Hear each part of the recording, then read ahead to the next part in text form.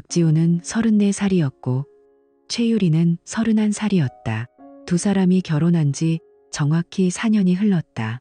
주말 아침 지우는 늘 같은 시간에 눈을 떴. 커튼 사이로 스며드는 부드러운 햇살이 침대 위를 밝히면 그는 기지개를 켜며 천천히 몸을 일으켰다. 부엌으로 가서 커피 머신을 켜고 따뜻한 아메리카노 한 잔을 타들고 거실 소파에 깊이 몸을 묻었다. TV 리모컨을 집어들고 좋아하는 액션 영화를 틀었다. 화면 속에서 총소리가 울리고 자동차가 미친 듯이 달릴 때 그는 가끔 혼자서와 저 장면 진짜 멋있네 하고 중얼거렸다. 오전 11시쯤 되면 유리가 거실로 나왔. 그녀는 이미 옷을 다 차려입고 있었. 하얀 블라우스에 편한 청바지. 그리고 언제나 메고 다니는 커다란 가방. 지우는 커피잔을 내려놓고 아내를 바라보았. 오늘도 센터 가는 거야? 응. 오늘은 특히 바빠. 새로 들어온 강아지들이 많아서 목욕도 시켜주고 산책도 시켜줘야 해. 유리는 거울 앞에서 머리를 정리하며 대답했다. 목소리가 밝고 자연스러웠. 지우는 소파에서 일어나 아내에게 다가갔. 그녀의 어깨를 살짝 감싸 안으며 이마에 가볍게 입을 맞췄다. 고생 많아. 비 오면 우산 꼭 챙기고 너무 무리하지 마. 저녁에 뭐 먹고 싶어? 내가 장 봐놓을게. 글쎄, 파스타 어때? 집에 오면 같이 먹자. 유리는 미소 지으며 대답하고는 신발을 신었. 현관문이 열리고 그녀가 나가기 직전 지우는 다시 한번 말했다. 사랑해. 조심해서 다녀와.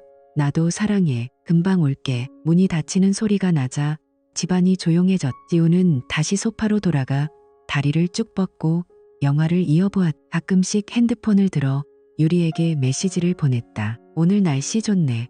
애들 산책 잘 시켜. 그러면 유리는 늘 몇 분 뒤에 답장을 해왔. 응. 지금 막 도착했어. 강아지들이 엄청 반가워하네. 그 메시지를 볼 때마다 지우는 마음이 따뜻해졌. 우리 아내는 정말 착한 사람이야 라고 생각하며 자랑스러운 미소를 지었다. 이런 주말은 4년 동안 한 번도 빠지지 않고 반복됐다. 여름에는 더웠. 유리가 나갈 때면 지훈이 에어컨 켜놓고 가. 땀 많이 흘리겠다 하고 걱정했다. 유리는 괜찮아. 센터에 선풍기 많아 하며 웃었다. 가을에는 바람이 세게 불었다. 낙엽이 현관 앞에 쌓일 때도 그녀는 어김없이 오늘은 산책로 청소도 좀 해야 해라고 말했다. 지우는 창밖을 보며 조심해. 바람 세하고 외쳤다. 겨울에는 눈이 내렸. 유리가 두꺼운 코트를 입고 나설 때 지우는 손난로를 쥐어주며 추우니까 빨리 들어와라고 당부했다. 유리는 응, 애들 밥도 챙겨줘야 하니까 늦을 수도 있어 하며 문을 나섰다. 봄이 되면 벚꽃이 피었. 유리는 오늘은 강아지들 사진 많이 찍어서 보여줄게라고 말하고 나갔. 지우는 혼자서 집안을 청소하거나 친구와 전화로 농구 이야기를 나누며 시간을 보냈다. 그는 단 한 번도 의심하지 않았. 유리의 말이 너무 자연스럽고 그녀가 돌아올 때마다 피곤하지만 밝은 얼굴로 오늘 진짜 귀여운 강아지가 새로 왔어.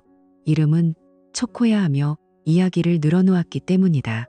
지호는 그 이야기를 들으며 웃고 우리 유리가 없었으면 그 애들 어떻게 됐을까 하며 고개를 끄덕였. 어느 일요일 저녁 유리가 조금 늦게 돌아왔. 머리카락이 살짝 헝클어지고 옷에 약간의 흙이 묻어 있었다. 지우는 현관으로 나가 그녀의 가방을 받아들었. 오늘 많이 힘들었지? 빨리 씻고 와. 파스타 다 됐어. 응. 오늘은 특히 바빴어. 강아지 한 마리가 아파서 병원까지 데려다 주느라. 유리는 피곤한 미소를 지으며 대답했. 그녀가 욕실로 들어간 뒤 지우는 부엌에서 파스타를 접시에 담으며 혼자 중얼거렸다. 정말 대단한 아내를 만났어. 나도 주말에 같이 가볼까? 그러나 그 생각은 다음 순간에 사라졌. 그는 다시 TV를 켜고 아내가 나오기를 기다렸다. 유리가 나오자 두 사람은 식탁에 마주 앉아 저녁을 먹었. 포크로 파스타를 돌리며 유리는 오늘 있었던 일에 대해 조금 더 이야기했다. 지우는 열심히 들어주며 고개를 끄덕였. 너무 멋져. 나도 다음에 시간 되면 같이 가고 싶네. 응, 그때 가자. 유리는 웃으며 대답했지만 그녀의 눈동자는 아주 잠깐, 아주 살짝 흔들렸다. 지우는 그걸 눈치채지 못했다. 그는 아내의 손을 잡고 우리 정말 행복하다라고 말했다. 그날 밤 두 사람은 평소처럼 침대에 누웠다. 지우는 곧 깊은 잠에 빠졌. 유리는 천장을 바라보며 한참 동안 눈을 감지 못했. 그러나 지우는 그 모든 것을 모른 채 다음 주 일요일도 똑같이 올 거라고 믿고 있었다. 완벽한 결혼 생활. 지훈이 아는 세상은 언제나 그랬. 박지훈은 그날도 평소처럼 주말을 보내고 있었. 아침에 유리가 나간 뒤 그는 집안을 청소하다가 서랍장 깊숙한 곳에서 작은 봉투 하나를 발견했다. 봉투 안에는 50만 원 정도 되는 현금이 가지런히 들어있었다. 지우는 잠시 멈칫했. 이 돈은 뭐지? 유리가 어디에 쓰려고 넣어둔 걸까? 궁금증이 생겼다. 그는 소파에 앉아 봉투를 만지작거리다 문득 좋은 생각이 떠올랐. 아내가 매주 가는 그 센터에 이름 모르게 기부하면 좋겠네. 깜짝 선물로. 지우는 미소 지으며 전화기를 들었. 예전에 유리가 알려준 동물구조센터 전화번호를 검색해서 걸었다. 신호음이 몇 번 울린 뒤 중년 여성의 목소리가 들려왔. 네, 안녕하세요. 동물구조센터입니다. 안녕하세요. 저는 최유리 씨 남편인데요. 아내가 매주 일요일마다 봉사활동을 한다고 해서 이번에 작은 마음으로 기부를 하려고 합니다. 50만 원 정도요. 유리 이름으로 해주실 수 있나요? 수화기 너머로 잠시 침묵이 흘렀. 지우는 그 순간 이상한 기분이 들었. 저 최유리 씨 말씀이시죠? 네, 맞아요. 4년째 거의 매주 가고 있잖아요. 다시 한번 긴 침묵. 관리자는 조심스럽게 말을 이었. 죄송하지만 최유리 씨는 최근 6개월 동안 한 번도 센터에 오지 않으셨습니다. 마지막으로 오신 게 작년 가을쯤이었던 것 같아요. 지훈의 손이 순간 떨렸다. 전화기를 쥔 손가락에 힘이 들어갔. 네? 그게 무슨? 확인해보니 정말로 6개월째 기록이 없네요. 혹시 다른 곳으로 옮기신 건가요? 관리자의 목소리는 미안함과 당황함이 섞여 있었. 지우는 목이 메어 대답도 제대로 나오지 않았. 아, 네, 알겠습니다. 죄송합니다. 그는 전화를 끊고 한참 동안 소파에 그대로 앉아 있었. 머릿속이 하얘졌. TV 소리만이 멀게 들려왔. 그는 봉투를 내려다보았. 50만 원. 그 돈이 갑자기 무거워 보였. 6개월? 유리가 6개월 동안 안 갔다고? 그는 고개를 저었다. 착각이겠지. 번호를 잘못 걸었거나 관리자가 잘못 기억하는 거야. 그렇게 스스로를 달랬다. 그러나 가슴 한구석에서 작은 불씨가 피어오르기 시작했. 그날부터 지훈의 눈이 달라졌. 다음 주 일요일 아침 유리가 욕실에서 나왔다. 그녀는 머리를 말리고 화장대를 앉아 아주 꼼꼼하게 메이크업을 했다. 파우더를 바르고 아이섀도를 여러 번 덧바르고 마스카라를 정성껏 올렸다. 평소보다 훨씬 신경 쓴 얼굴이었다. 지우는 부엌에서 커피를 타면서 슬쩍 그 모습을 지켜보았. 유리는 마지막으로 비싼 향수병을 들어 손목과 목에 살짝 뿌렸다. 달콤하면서도 은은한 향이 거실까지 퍼졌. 오늘도 센터 가는 거야? 지훈이 최대한 담담하게 물었다. 응, 오늘은 강아지들 예방접종 날이라 조금 일찍 나가야 해. 유리는 밝게 웃으며 대답하고 신발을 신었. 지훈은 현관까지 따라 나가 그녀의 등을 바라보았. 저 옷, 청바지에 블라우스, 화장도 이렇게 진하게 하고 향수까지 동물들 돌보는 날에 저렇게 꾸미는 건가? 문이 닫히자 지훈은 바로 창가로 다가갔. 유리가 아파트 입구를 빠져나가 택시를 잡는 모습을 보았다. 그녀의 걸음걸이는 가볍고 어깨도 꼿꼿했. 그는 다시 소파에 앉았다. 그러나 영화는 눈에 들어오지 않았. 머릿속에서 관리자의 말이 계속 맴돌았다. 6개월 동안 한 번도 안 왔습니다. 오후가 되자 지우는 더 이상 참지 못하고 핸드폰을 들었다. 유리에게 메시지를 보냈다. 오늘 센터는 어때? 많이 바빠? 10분 뒤 답장이 왔. 응, 오늘도 애들이 많아. 저녁 늦을 것 같아. 유유. 지우는 그 메시지를 한참 동안 바라보았다. 예전 같으면 그냥 넘겼을 텐데 오늘은 글자 하나하나가 이상하게 느껴졌다.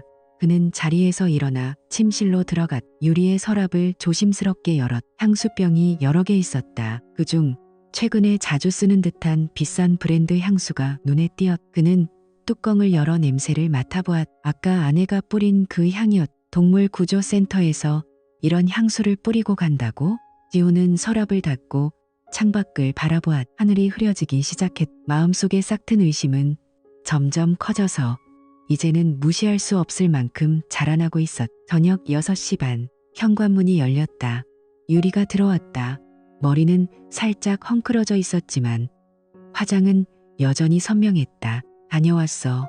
그녀는 피곤한 듯 가방을 내려놓으며 말했. 지우는 부엌에서 나오며 억지로 미소를 지었. 오늘도 고생했네. 빨리 씻어. 저녁 차릴게. 응, 고마워. 유리가 욕실로 들어가자 지우는 식탁에 앉아 손으로 얼굴을 쓸어내렸. 가슴이 답답했다. 평소처럼 오늘 어떤 강아지가 있었어? 라고 물어보고 싶었지만 목소리가 나오지 않았다. 그는 그저 조용히 밥을 퍼담았. 유리가 나오자 두 사람은 식탁에 마주 앉았. 그녀는 평소처럼 밝게 이야기했. 오늘은 정말 바빴어. 새로운 강아지가 하나 있는데 이름 지어주려고. 지우는 고개를 끄덕이면서도 포크를 쥔 손에 힘이 들어갔. 그는 아내의 얼굴을 똑바로 바라보았. 화장한 눈, 향기로운 목덜미, 그리고 조금 피곤해 보이는 미소. 그날 밤 지우는 쉽게 잠들지 못했. 옆에서 유리가 규칙적인 숨소리를 내고 있었지만 그는 천장을 바라보며 한숨을 삼켰다. 도대체 무슨 일이야? 의심은 이미 작지 않은 균열이 되어 두 사람 사이에 조용히 번지고 있었다. 지우는 그 균열을 아직 인정하고 싶지 않았지만 이미 그의 마음은 흔들리고 있었다. 그리고 다음 일요일이 또 다가오고 있었다. 박지우는 그날 밤 거의 잠을 이루지 못했. 다음 주 일요일 아침 그는 평소보다 일찍 눈을 떴. 유리가 아직 자고 있는 동안 조용히 일어나 커피도 마시지 않고 옷을 갈아입었. 마음속으로는 이게 마지막 확인이 될 거야 라고 되뇌었다. 유리가 일어나 준비를 시작했다. 오늘도 그녀는 욕실에서 오랫동안 샤워를 하고 화장대 앞에 앉아 정성껏 메이크업을 했다. 진한 아이섀도우, 촉촉한 립스틱, 그리고 그 비싼 향수를 목과 손목에 여러 번 뿌렸다. 지우는 부엌에서 물을 마시며 몰래 그 모습을 지켜보았. 오늘도 센터 가는 거지? 응. 이번 주는 특별히 늦을 것 같. 애들이 많아서. 유리는 평소처럼 밝게 웃으며 대답하고 현관으로 나갔. 지우는 조심해서 다녀와라고 말하면서도 이미 신발을 신고 있었. 유리가 엘리베이터를 타는 순간 지우는 계단으로 내려가 지하 주차장으로 뛰었다. 자신의 차에 올라타 시동을 걸고 아내의 차가 주차장을 빠져나가는 것을 확인한 뒤 천천히 뒤를 따랐다. 거리는 아직 한산했다. 그는 2대 정도 떨어진 채로 따라갔. 유리의 차는 외곽으로 향하는 도로가 아니라 도심 한복판으로 들어갔다. 강남의 번화한 거리를 지나 고층 빌딩들 사이로 들어갔다. 지훈의 손이 핸들을 꽉 쥐었. 센터는 외곽이라고 했는데 마침내 유리의 차가 멈춘 곳은 서울에서 가장 고급스러운 5성급 호텔이었다. 발렛 파킹 직원이 나와 그녀의 차를 받아갔다. 유리는 차에서 내려 밝은 미소를 지으며 호텔 로비로 들어갔. 그녀의 걸음걸이는 가볍고 설레는 듯했다. 지우는 호텔 정문에서 조금 떨어진 길가에 차를 세우고 엔진을 끄지 않은 채로 기다렸다.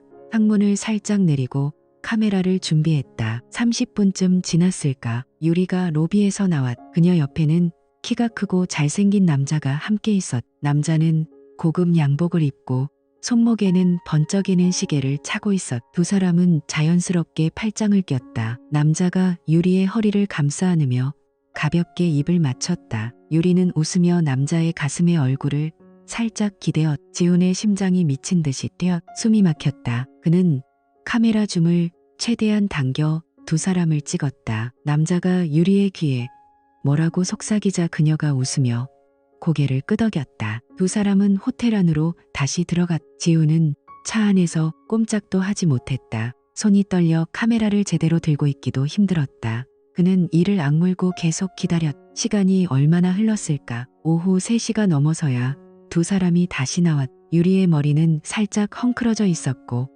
립스틱이 약간 지워져 있었다. 남자는 그녀의 어깨를 끌어안고 호텔 입구까지 배웅했다. 두 사람은 다시 한번 길고 깊은 키스를 나눴. 유리가 남자의 뺨을 쓰다듬으며 다음 주에 또 바라고 말하는 모습까지 지훈의 카메라에 담겼. 남자는 강민수였. 지훈은 나중에 회사 이름을 검색해 알게 됐. 유리의 회사와 큰 거래를 하는 파트너였고 이미 결혼한 유부남이었다. 유리가 자신의 차를 타고 떠난 뒤에도 지훈은 한참 동안 그 자리에 앉아 있었. 눈물이 나올 것 같았지만 그는 참았. 가슴이 너무 아파서 숨쉬기조차 힘들었다. 집으로 돌아온 그는 유리보다 먼저 도착했다. 저녁을 준비하는 척하면서도 머릿속은 온통 아까 본 장면으로 가득했다. 저녁 8시가 조금 넘어서 유리가 들어왔다. 다녀왔어. 오늘 정말 피곤해. 그녀는 신발을 벗으며 한숨을 쉬었. 지훈은 최대한 담담한 목소리로 물었. 오늘은 늦었네. 센터 일 많았어? 응, 진짜 바빴어. 강아지 한 마리가 아파서 병원까지. 유리는 익숙한 거짓말을 늘어놓으며 욕실로 들어갔다. 샤워 소리가 들려오자 지훈은 재빨리 그녀의 가방을 열었. 핸드폰을 찾아 비밀번호를 풀었다. 그는 예전에 우연히 본 적이 있었. 메시지 앱을 열자 수많은 대화창이 쏟아졌다. 강민수와의 채팅이 제일 위에 있었다. 오늘도 너무 좋았어. 당신 몸 생각나서 일도 안 손에 잡혀. 나도 다음 주에는 더 오래 있고 싶어. 호텔 스위트룸 예약해둘게. 사랑해. 유리야. 우리 남편한테는 절대 들키지 말자. 지훈은 손이 떨려가며 화면을 캡처했다. 하나하나 저장하고 중요한 대화는 모두 사진으로 남겼다. 그는 서둘러 자신의 노트북을 켜고 차에 설치된 블랙박스 영상을 다운로드했다. 오늘따라 간 경로와 호텔 앞에서 기다린 영상까지 모두 복사했. 그리고 두 사람의 공동 신용카드 내역을 열었. 최근 6개월 동안 수십 번의 고급 호텔 결제, 레스토랑, 백화점 명품, 매장 기록이 빼곡했다. 지훈은 그것들도 모두 캡처하고 저장했. 욕실에서 물소리가 멈췄다. 지훈은 재빨리 모든 것을 원래대로 정리하고 소파에 앉았. 유리가 수건으로 머리를 닦으며 나왔다. 오늘 저녁은 뭐야? 배고파. 파스타 데워놨어. 먹자. 두 사람은 식탁에 마주 앉았. 유리는 평소처럼 밝게 이야기했. 지훈은 고개를 끄덕이며 들었지만 눈은 차갑게 가라앉아 있었. 그는 이제 모든 것을 알았. 그러나 아직은 아무 말도 하지 않았. 그날 밤 유리가 먼저 잠든 뒤 지훈은 침대 옆에 누워 천장을 바라보았다. 가슴이 저릿저릿 아팠. 분노, 배신감, 슬픔이 뒤섞여 목이 메었. 그는 조용히 눈을 감았. 이제 어떻게 해야 하지? 그러나 대답은 아직 없었. 그저 어두운 천장만이 그를 내려다보고 있을 뿐이었. 박지훈은 그로부터 일주일 동안 거의 말을 아꼈. 낮에는 회사에 나가 평소처럼 일했고 밤에는 변호사 사무실을 찾아가 상담을 받았다. 변호사는 서류를 정리하며 말했다. 증거가 충분합니다. 이혼 소송에서 불리할 건 거의 없어요. 위자료와 재산 분할도 명확하게 준비해 두셨네요. 지훈은 고개를 끄덕였다. 가슴은 여전히 아팠지만 눈빛은 차갑게 가라앉아 있었다. 그는 모든 서류를 챙기고 집으로 돌아왔. 마침 그날은 두 사람의 결혼 4주년 기념일이었다. 저녁 6시 반. 지훈은 직접 요리를 했다. 스테이크를 구워 접시에 담고 와인잔을 준비했다. 거실에는 부드러운 조명을 켜고 테이블 위에 작은 촛불을 밝혔다. 유리가 회사에서 돌아오자 그는 미소 지으며 맞았다. 오늘 우리 기념일이잖아. 특별히 준비했어. 정말. 와, 고마워. 유리는 피곤한 얼굴로도 밝게 웃으며 가방을 내려놓았. 그녀는 샤워를 하고 예쁜 원피스로 갈아입은 뒤 식탁에 앉았. 두 사람은 와인을 따르고 잔을 부딪혔. 4년 동안 고마웠어. 지훈이 조용히 말했다. 나도 정말 행복했어. 유리는 와인을 한 모금 마시며 미소 지었다. 지훈은 그 미소를 물끄러미 바라보았. 예전 같으면 가슴이 따뜻했을 텐데 지금은 아무 느낌도 나지 않았다.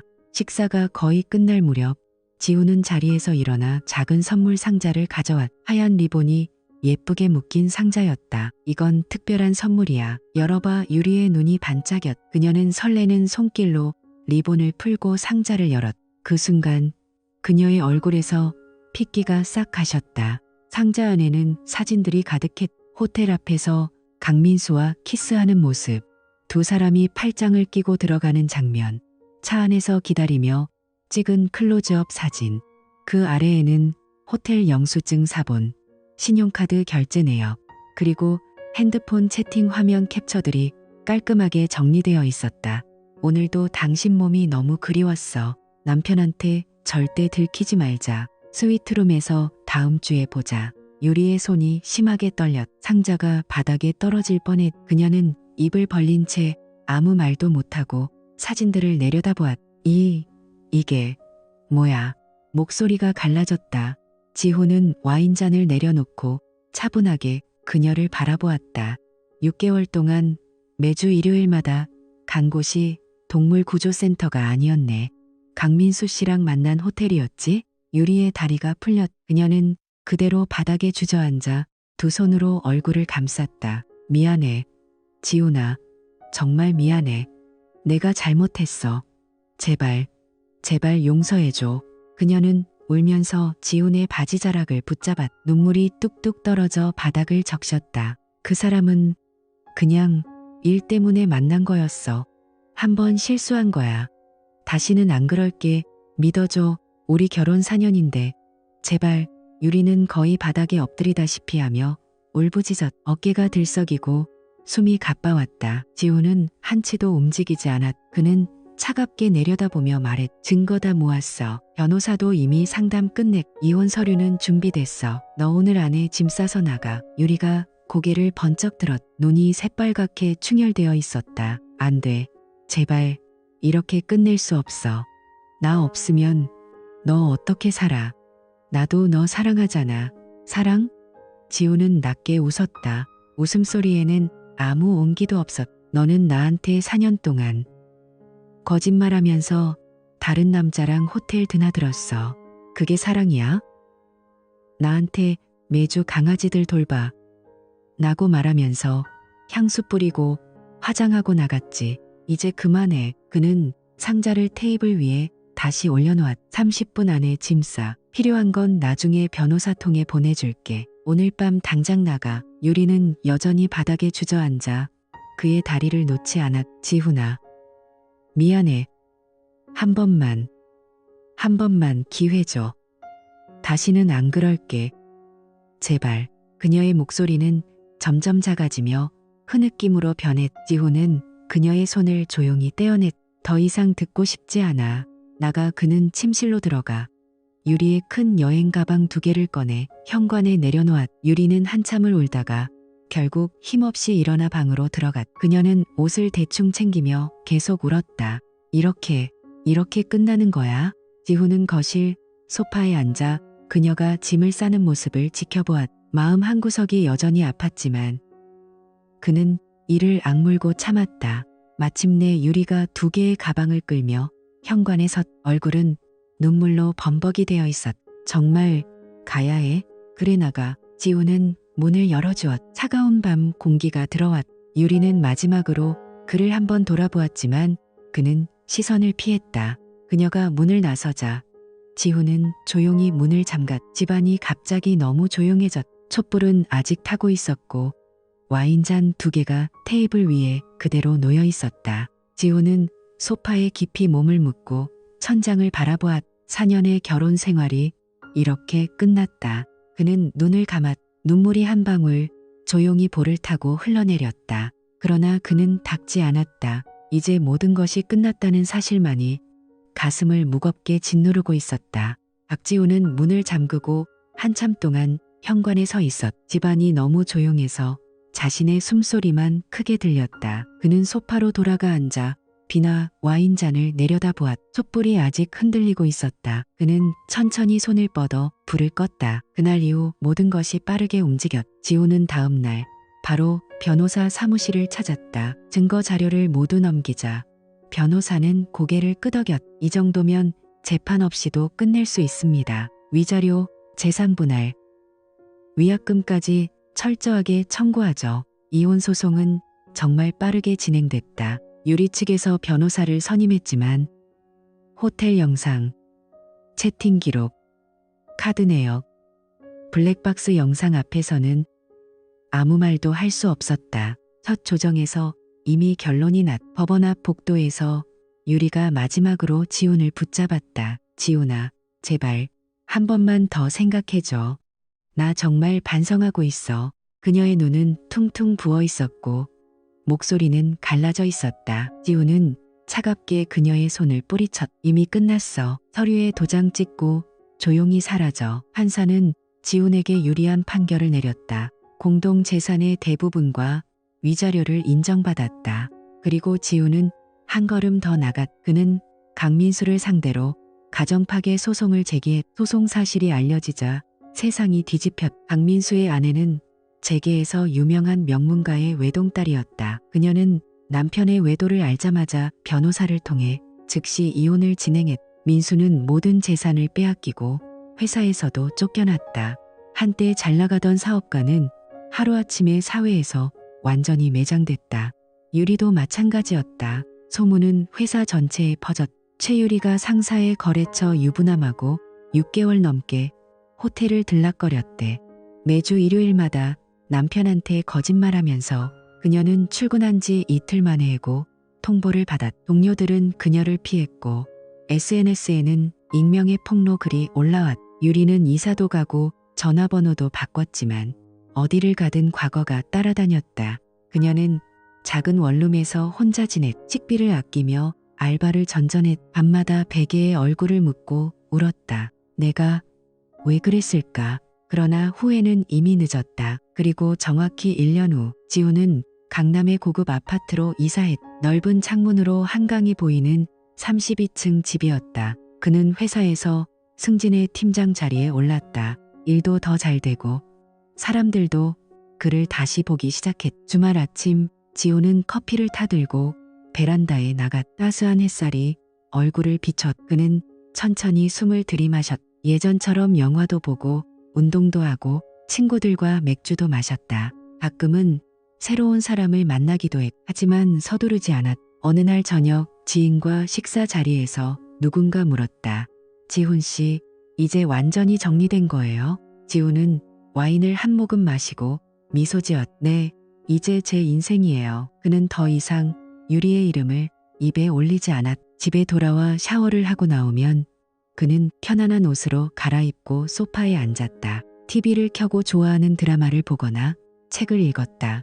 가끔 창밖을 바라보며 조용히 웃기도 했. 4년 동안 가졌던 상처는 아직 완전히 아물지 않았지만 그는 그 상처를 딛고 일어섰다.